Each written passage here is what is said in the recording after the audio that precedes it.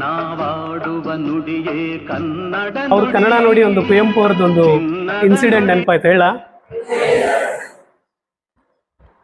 ಕುವೆಂಪು ಅವ್ರಿಗೆ ಅವ್ರ ಸ್ಟೂಡೆಂಟ್ಸ್ ಅಲ್ಲಿ ಒಬ್ರು ಚಾಲೆಂಜ್ ತಗೊಂಡ್ರಂತೆ, ಇವ್ರಿಗೆ ಹೆಂಗಾದ್ರೂ ಮಾಡಿ ಒಂದು ವರ್ಡ್ ಆದ್ರೂ ಇಂಗ್ಲೀಷಲ್ಲಿ ಮಾತಾಡೋ ಹಾಗೆ ಮಾಡಬೇಕು ಅಂತ.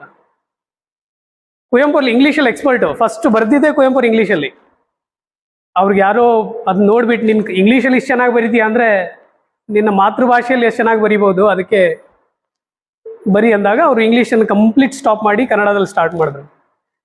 ಪ್ರತಿಯೊಂದು ಶಬ್ದ ಕನ್ನಡದಲ್ಲೇ ಹೇಳ್ತಿದ್ರಂತ. ಒಬ್ಬ ಸ್ಟೂಡೆಂಟು ಚಾಲೆಂಜ್ ತಗೊಂಡು ನಾನು ಅವ್ರಿಗೆ ಒಂದು ವರ್ಡ್ ಆದ್ರೂ ಇಂಗ್ಲೀಷಲ್ಲಿ ಮಾತಾಡಿಸ್ತೀನಿ ಇವತ್ತು ಅಂತ ಬೆಟ್ಟಿಂಗ್ ಎಲ್ಲ ಮಾಡಿದ್ರು ಅವರು.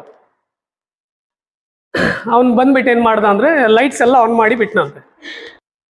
ಅಟ್ಲೀಸ್ಟ್ ಅವ್ರು ಬಂದು ಕೇಳ್ತಾರಲ್ಲ ಯಾರು ಲೈಟ್ ಹಾಕಿದ್ದು ಅಥವಾ ಸ್ವಿಚ್ ಆಫ್ ಮಾಡಿ ಏನೋ ಒಂದು ಹೇಳ್ತಾರೆ, ಸ್ವಿಚ್ಚು ಲೈಟು ಏನೋ ವರ್ಡ್ ಬರುತ್ತಲ್ಲ ಇಂಗ್ಲೀಷ್. ಸೊ ಅದಕ್ಕೆ ಅವನು ಆ ಚಾಲೆಂಜ್ ತಗೊಂಡು ಕೂತಿದ್ನಂತೆ. ಇವ್ರು ಬಂದರು ಒಳಗಡೆ, ಲೈಟ್ ನೋಡಿದ್ರು. ಅವಾಗೆಲ್ಲ ಇದು ವೇಸ್ಟ್ ಆಫ್ ಎನರ್ಜಿ ಅಲ್ಲ, ಆ ಥರ ಬಿಡ್ತಿರ್ಲಿಲ್ಲ ಸುಮ್ಮನೆ ಲೈಟ್ಸ್ ಆನ್ ಇದ್ರೆ. ನೋಡಿ ಕೇಳಿದ್ರಂತೆ, ಈ ನಡು ಮಧ್ಯಾಹ್ನದ ಬಿಸಿಲಿನಲ್ಲಿ ಆ ದೀಪ ಉರಿಸಿದ ಧೀರನಾರು ಅಂತ.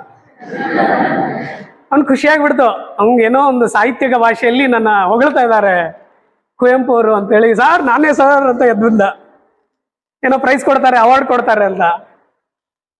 ಅವಳು ಹೇಳಿದ್ರಂತವ್ರು, ಎಲ್ಲವೋ ಅಧಮ ಆ ಗುಂಡಿಯನ್ನೊಮ್ಮೆ ಅದುಮು ಅಂತ. ಅಂದ್ರೆ ಅವ್ರು ಹೇಳಿದ್ರಲ್ಲ ಪ್ರತಿಯೊಂದು ಶಬ್ದ ನಾನು ಇಂಗ್ಲೀಷಲ್ಲಿ ಟ್ರೈ ಮಾಡ್ತೇನೆ ಅಂತ. ಅದು ನೆನ್ಕೊಂಡು anyway good effort, thank you. ಚಿನ್ನದ ನುಡಿ ಸಿರಿಗನ್ನಡ ನುಡಿ.